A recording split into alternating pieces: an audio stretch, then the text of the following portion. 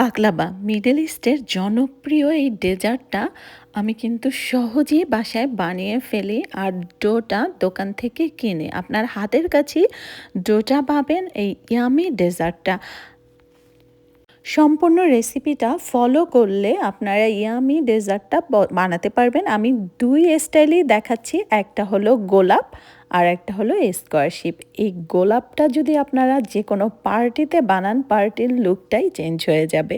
বাকলাবা বানাতে আমাদের যা যা লাগবে: ফিলোডো, এটা আমি ওয়ালমার্ট থেকে কিনছি, আপনারা ইজিলি ওয়ালমার্ট থেকে কিনতে পারবেন, আর যে কোনো মিডল ইস্টার্ন দোকানেও এটা শীট পাওয়া যায়। বাটার, আনসল্টেড বাটার, পেস্তা বাদাম আর চিনি। আপনারা যে কোনো ধরনের বাদাম নিতে পারেন। আনসল্টেড বাটার একটা বক্সে 4টা স্টিক থাকে, আমি 2টা স্টিক নিয়ে নিচ্ছি। 2টা স্টিক স্মল সাইজ কেটে নিয়ে মাইক্রো ওভেনে মেল্ট করে নিব। বাকলাবা বানাতে এছাড়াও আমাদের অল্প সামান্য পরিমাণে মধু লাগবে, কমলার খোসা লাগবে, কমলার জুস, দারুচিনি স্টিক।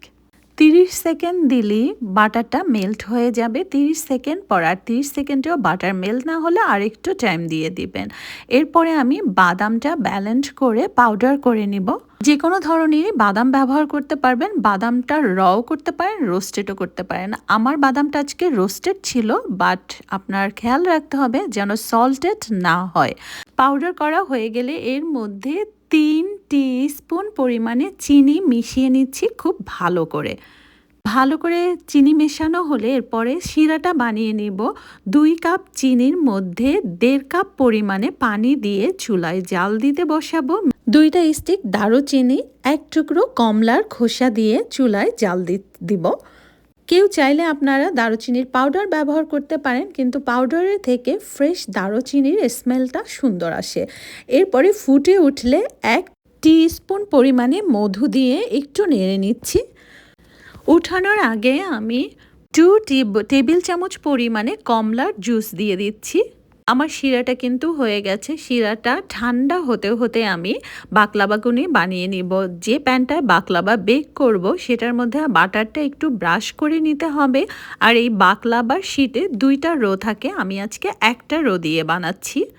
শীটগুলা বেশ ভালোই বড় ছিল। প্রথমে আমি একটা রোজ বানাবো যেটা একটু বড়, তো বানানোর পরে আমার মনে হয়েছিল রোজটা একটু বেশি বড় হয়ে গেছে।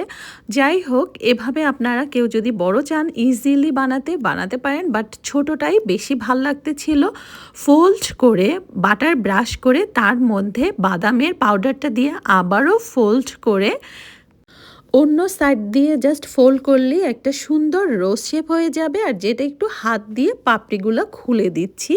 সম্পূর্ণ একটা শীট দিয়ে বানানোর পরে আমার মনে হয়েছিল রোজগুলো একটু বেশি বড়, দেখতে অত বেশি সুন্দর লাগতেছে না। আমি মাঝখানে শীটটা কেটে নিয়ে তারপরে আবারও বানালাম, যেটা পারফেক্ট রোজ হয়েছে।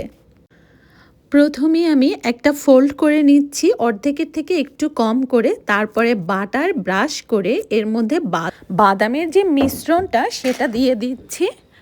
বাদামের মিশ্রণটা দিয়ে আবারও ফোল্ড করে নিব। ভিডিওতে দেখানোর মতো করলে এটা কিন্তু সহজ আর খুব তাড়াতাড়ি হয়ে যায়। তারপর আবারও বাটার ব্রাশ করে জাস্ট অন্য দিক দিয়ে একটু ঘুরিয়ে নিলে সুন্দর একটা গোলাপ হয়ে যাবে। আর গোলাপগুলা বেক করার পরে মনে হয়েছে পুরা হলুদ গোলাপ। গোলাপ বাকলাবার জন্য একটা গোল শেপের যদি বেকিং প্যান না হয় তাহলে ভালো লাগে, মানে দেখতে সুন্দর লাগে। তো মাঝপথে এসেই আমার ছেলের বায়না, সেই রোজটা খাবে না, সে স্কোয়ার শেপটা খাবে। তো আমি হাফ রোজ করেছিলাম আর হাফ স্কোয়ার শেপ। স্কোয়ার শেপটা আরও বেশি ইজি, যারা আরও বেশি কম সময় সহজভাবে করতে চান তাদের জন্য স্কোয়ার শেপটা। প্রথমে আমি 2 হাফ করে নিচ্ছি শীটটার। যে প্যানে বেক করব সেই প্যানের সাইজ অনুযায়ী বাকলাবার শীটটা কেটে নিচ্ছি। কেটে নেওয়ার পরে আমি 2টা শীট দিয়ে দিচ্ছি। এরপরে ভালো করে বাটার ব্রাশ করে আবারও একটা লেয়ার দিব। লেয়ার দেওয়ার পরে আমি বাদামের মিশ্রণটা সব জায়গায় ভালো করে ছড়িয়ে নিচ্ছি। ছড়ানোর পরে আবারও শীট দিয়ে দিব 2 লেয়ার দিয়ে বাটার দিব, আবারও বাদাম দিব। এভাবে আপনারা যত লেয়ার ইচ্ছা সেই কটা লেয়ারই করতে পারেন। আমি প্রতি 2টা শীট দেওয়ার পরে বাদামের লেয়ার দিয়ে আবার শীট দিয়েছি। এভাবে করে ফেলে তারপরে বেক করার আগে, ওভেনে দেওয়ার আগে আপনাকে অবশ্যই এটা কেটে নিতে হবে, কারণ বেক করার পরে কিন্তু আপনি কাটতে পারবেন না। আর বাটার যত বেশি দিবেন তত বেশি ইয়ামি হয়। তো আমার 2 স্টিক বাটার সম্পূর্ণই লেগেছিল 1 প্যাকেটের হাফ বাকলাবা করতে। এরপরে আমি নাইফ দিয়ে শেপ, পছন্দ মতো শেপ কেটে নিব। আর ওভেন 360 ফারেনহাইটে প্রিহিট করতে দিয়েছি। বেকিং অপশনে দিয়ে ওভেন 360 ফারেনহাইটে প্রিহিট করতে দিয়েছি। প্রিহিট হয়ে গেলে কিন্তু ওভেনে একটা সাউন্ড আসে, তো সাউন্ডটা হলে আমি বুঝতে পারি যে আমার ওভেন হিটে রেডি। তারপরে আমি বেক করতে দেই। বাকলাবার এইটা ইজি বানানো, টাইম কম লাগে। তারপরে এক্সট্রা যে বাটারটা ছিল সেটা আমি বাকলাবার উপরে ভালো করে সব জায়গায় দিয়ে দিচ্ছি। আর এই রোজ বাকলাবাগুলো ভিডিওর থেকেও সামনাসামনি দেখতে আরও বেশি সুন্দর। তো আমি বেকিংয়ে ফার্স্ট শেলফে, উপরের যে শেলফটা সেটায় দিয়ে বেক করব 30 মিনিট। তবে এক এক বাকলাবা শীটে টেম্পারেচার এক এক রকম লেখা থাকে। তো যখন আপনারা যে প্যাকেটটা কিনবেন সেই প্যাকেটের পিছনে লেখাটা দেখে কত মিনিট দিতে হবে, তারপরে যদি বেক করেন তাহলে পারফেক্টলি বেক হবে। আমার বাকলাবাগুলো কিন্তু পারফেক্টলি একদম 30 মিনিটে বেক হয়ে গেছে।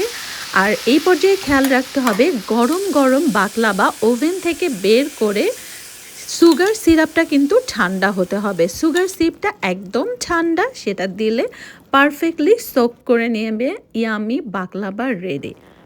আর যে কোনো পার্টির টাইমে বলেন, কোনো দাওয়াতে এই রোজ বাকলাবাটা যদি নিয়ে যান, আর দেখতে কিন্তু পুরা হলুদ গোলাপের মতো, আর ভিডিওর থেকে সামনাসামনি দেখতে আরও বেশি সুন্দর, অনেক বেশি ইয়ামি।